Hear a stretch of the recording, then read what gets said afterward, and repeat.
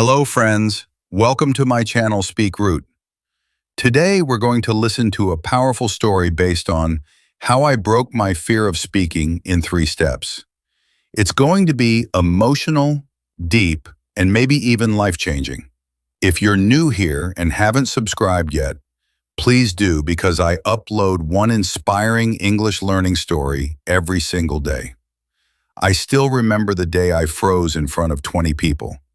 The room was silent, the words stuck in my throat, and I could feel the heat rising in my cheeks as I stared at the PowerPoint slide like it was written in another language.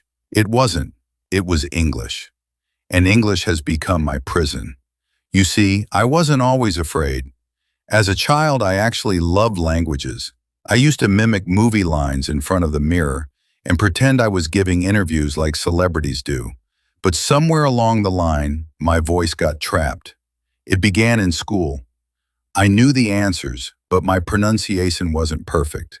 Whenever I tried to speak, others would laugh, not cruelly, but enough to leave tiny wounds. Wounds that slowly taught me to stay quiet.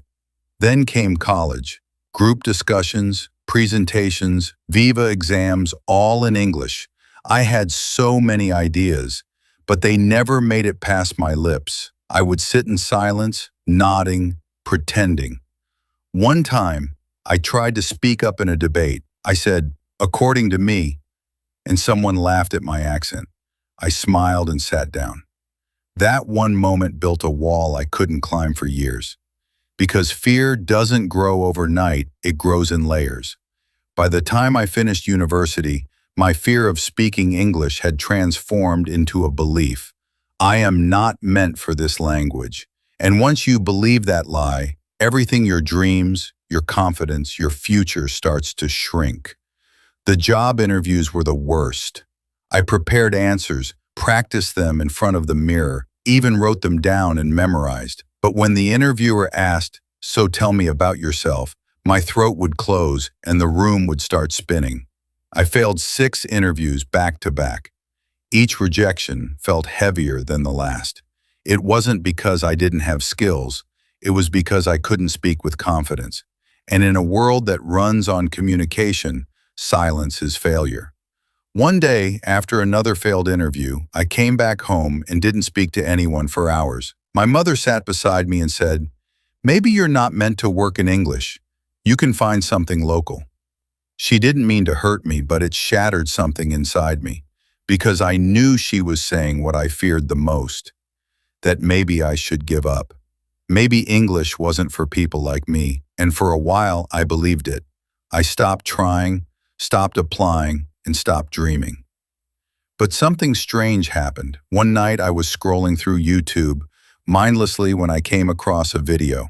A man from a village was sharing his story about how he learned English and started his own company. He wasn't fluent, he made mistakes, but he spoke with pride.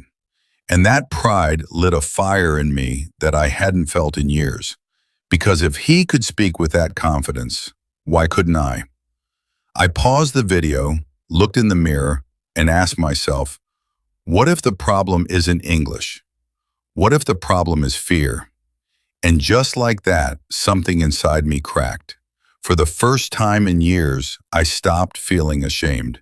Instead, I felt curious. That night, I wrote down a question in my notebook. What would my life look like if I wasn't afraid to speak?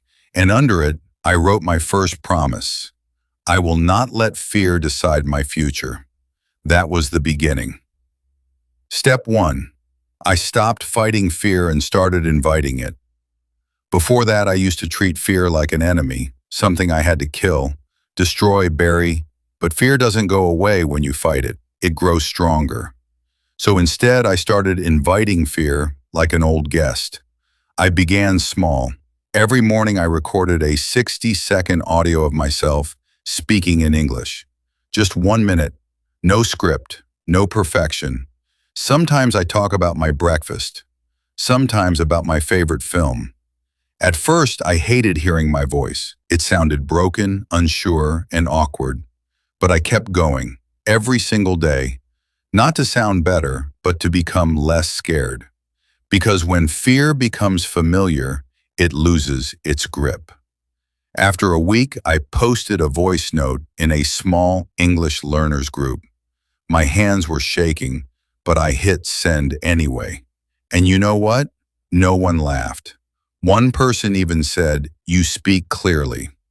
That one comment carried me through the next few months. Step 2. I stopped learning perfect English and started using real English. I realized something painful. Most of what I had learned in school was academic, not practical. I could write an essay about climate change, but I didn't know how to order coffee in a cafe. That gap between grammar and real life was suffocating. So I threw away the rule book. I stopped worrying about, is it present perfect or past participle? And I started learning like a child. By listening, watching, repeating, not with pressure, but with play. I picked one show, Friends, and I watched it with subtitles. Paused after every sentence, repeat the lines, copied the tone, the pauses, the slang. I wasn't watching TV anymore. I was training my tongue. In just 3 weeks, I noticed a shift. I could hear myself speaking faster, more naturally. Not perfect, but smoother. And most importantly, I started enjoying it. English stopped being a mountain, it became a game. I also kept a speaking diary. Every night before sleeping, I would record a short message to myself. What did I learn today? Or what made me smile? No one listened to them, but I did the next week, and the week after that, and hearing my progress became the biggest motivation of all. Step 3, I stopped waiting for courage and started. This was the hardest. Because for years, I waited for the right moment, the day I'd feel confident, fluent, ready. But that day never came. And one day I realized courage doesn't come. You create it. So I set a terrifying goal, speak in English in front of real strangers. I joined a local group that met every weekend to practice conversation. The first time, I didn't say a word, just sat and listened. The second time, I introduced myself. Voice shaking, palms sweating, but I did it. And the third time, I shared a story about how I learned to ride a bike. People laughed, not at me, but with me. That changed everything. Because it wasn't about the words anymore, it was about the connection. The moment I stopped chasing perfect English and started sharing imperfect stories, I felt seen.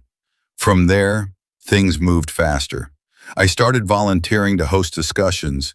I practiced public speaking in front of my mirror, then with friends, then in my community center. And finally, I walked into my 7th interview with quiet strength. They asked, "Why should we hire you?" And I said, "Because I'm not afraid to learn. I've already learned to face my fear." I got the job. But more than that, I got my voice back. Now, every time I speak in English, I remember that boy who couldn't even say his name in public. And I smile, not because I become perfect, but because I become braver. And that's what matters. So if you're watching this and struggling with English, here's what I want you to remember. Your fear isn't a weakness, it's a sign that you care. Don't fight it, sit with it. And start small, start today. If speaking fluent English has been a struggle for you too, I know how it feels. I went through it too. But one small thing changed my life, something I still use. I've left a special link in the description for you. Don't forget to check it out.